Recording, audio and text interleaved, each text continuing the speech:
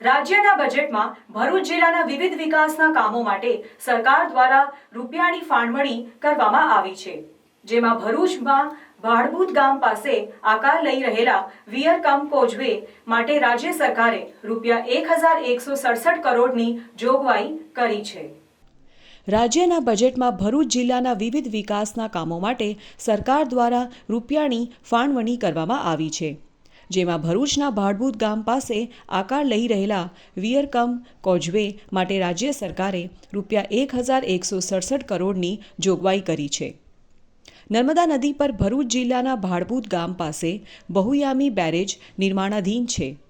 આ બાંધકામ ઓગસ્ટ 2020માં શરૂ કરવામાં આવ્યું હતું।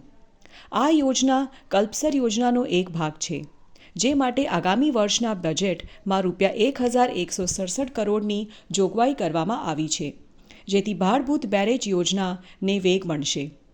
રાજ્યના બજેટમાં ભરૂચના એલિવેટેડ કોરિડોરનો પણ ઉલ્લેખ કરાયો છે। દહેજ બાયપાસ પર એબીસી સર્કલથી શેરપુરા સુધી 420 કરોડના ખર્ચથી એલિવેટેડ કોરિડોર નિર્માણ પામી રહ્યો છે।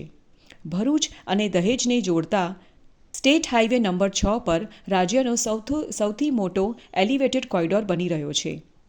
એબીસી સર્કલ નજીકથી શરૂ થતો બ્રિજ 6 લેનનો રહેશે। આ બ્રિજ શેરપુરા ગામ પાસે પૂર્ણ થશે। સ્ટેટ હાઈવે પર આ પ્રકારના પ્રથમ કોરિડોરનું નિર્માણ થઈ રહ્યું છે। આ પ્રોજેક્ટ 420 કરોડ રૂપિયાના ખર્ચથી આકાર લેશે।